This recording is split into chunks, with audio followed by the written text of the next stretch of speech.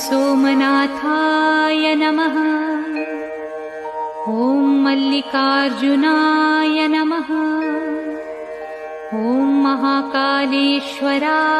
नमः। ॐ ओंकारेश्वराय नमः। ॐ वैद्यनाथाय नमः।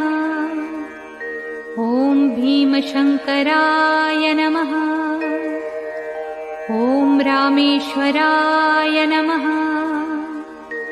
ॐ नागेश्वराय नमः।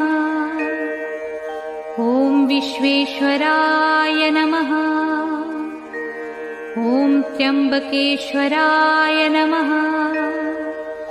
ॐ केदारेश्वराय नमः। ॐ भुस्मेश्वराय नमः।